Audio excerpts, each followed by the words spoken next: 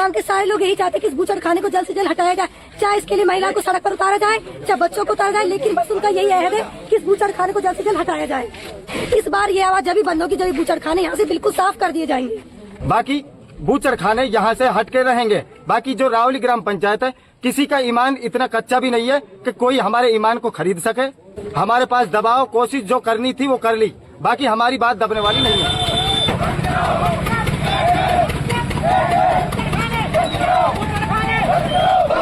बूचड़खाने बंद करो, बंद करो, बंद करो। इंकलाब जिंदाबाद, इंकलाब जिंदाबाद, इंकलाब जिंदाबाद। बूचड़खाने बंद करो, बंद करो। नेहा जी, जिस तरह ये बूचड़खाने के खिलाफ आवाज उठाई जा रही है, तो इस बूचड़खाने को लेकर आप क्या कहेंगे? देखिए, बूचड़खाने पहले तो स्कूल के बिल्कुल टच में है, जिससे बच्चों को बहुत ज्यादा परेशानी हो रही है। उनकी सेहत पर और यहाँ की स्वच्छता पर, यहाँ के पर्यावरण पर बहुत बुरा असर पड़ रहा है, जो सबके लिए बहुत ही हानिकारक बन रहा है। तो हम सब गांव के जो मौजूदा लोग हैं सारे इकट्ठे हुए और हमारा सिर्फ यही मिशन रहेगा कि इस बूचड़खाने को जल्द से जल्द हटाया जाए।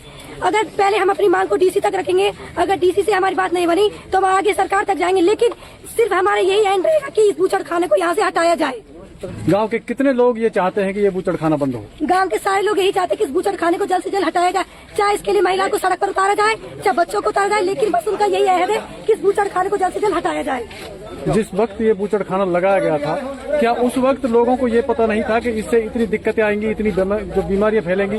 पब्लिक, गांव के लोगों को झूठ बताया गया था, उनसे ये कहा गया था कि इसमें फैक्ट्री बनाई जा रही है, फैक्ट्री के नाम पे उनको छला गया था, उनसे झूठ बोला गया था, लेकिन उन्हें ये नहीं पता था कि उनके लिए मौत का घर बनाया जा रहा है। उनके ये नहीं पता था कि उनकी सेहत के लिए उनके लिए बीमारी का घर बनाया जा रहा है। और आज उसके फैक्ट्री के नाम पर बूचड़खाना बना दिया गया है, वो लाद दिया गया है, जिससे आज लोगों को परेशानी का सामना करना पड़ रहा है। तो बूचड़खानों के खिलाफ पहले भी आवाजें उठी हैं, क्या उन पहली आवाजों की तरह ये आवाज दबकर रह जाएगी या फिर ये आवाज आगे तक जाएगी? देखिए, हम नहीं जानते कि कुछ लोग ऐसे होते हैं कि जो गद्दार निकल जाते हैं, उन्होंने अपने स्वार्थ के लिए और लोगों की भी जान जोखिम में डाल दी। पहले आवाज जो दब गई थी, ऐसा नहीं होगा। अब के उन्होंने जो ये आवाज उठाई है, ये पूरी आवाज जब ही खत्म होगी जब इस बूचड़खाने को हटा दिया जाएगा।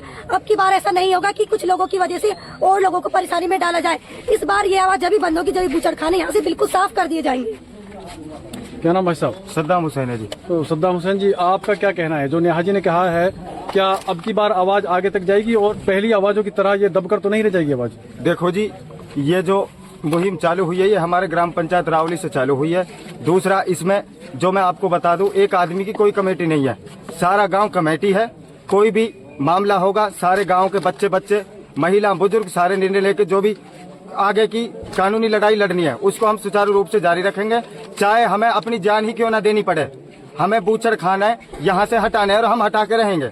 हमारे गांव पंचायत में जो मरहबा फ्रोजन फूड के नाम से जो बूचड़खाना खुला है, हमें उस पर सीटें लेनी है। सीटें किस तरीके से लगेगी वो सारे गांव बस्ती वाले सब जान रहे हैं, किस तरीके से हमको इसके काम करना है। बाकी जितने भी राजनीतिक लोग हैं हम उनको अलग हटा के अपने गांव लेवल पे इस मुहिम को चला रहे हैं। बाकी इंशाल्लाह वो दिन दूर नहीं है जब ये बूचड़खाने यहाँ से हटेंगे और हटने पे मजबूर होंगे। हम इनको पलायन करने के लिए मजबूर कर देंगे। सारे गांव के लोग एक साथ होकर, 36 बिरादरी एक साथ मिलकर, सब एक साथ मिलकर ये जो मुहिम चली है इसका पूर्ण रूप से संपन्न तरीके से इसका साथ दे रहे हैं। बाकी बूचड़खाने यहाँ से हटके रहेंगे। बाकी जो रावली ग्राम पंचायत है, किसी का ईमान इतना कच्चा भी नहीं है कि कोई हमारे ईमान को खरीद सके। मैं आपको सुचारू रूप से जो बात है गांव की तरफ से वो बता रहा हूँ। बाकी हमारे पास दबाव कोशिश जो करनी थी वो कर ली, बाकी हमारी बात दबने वाली नहीं है। गांव में कुछ लोग ऐसे भी होते हैं जो जैसे आप आवाज उठा रहे हैं, ऐसी आवाज उठाने वालों के विरुद्ध होते हैं, क्या ऐसे लोग भी हैं गांव में? ऐसे जी, हमारे गांव में संपन्न तरीके से 36 बिरादरी के लोग सारे हमारे साथ है। हमारे गांव में जो वोटिंग के हिसाब से अगर जनता लगाई जाए तो हमारे गांव में 2300 वोट है, जिनमें से 1-2 वोटों को हटा के जिनकी डेथ हो चुकी है, जो SIR में 1-2 बंदे जिनकी डेथ हो चुकी है, वो बंदे हम जब दुनिया में ही नहीं है तो हमारे साथ क्या होंगे। बाकी सारा गांव, सारा ग्राम पंचायत रावली हमारे पूर्ण रूप से साथ है, तन मन धन से।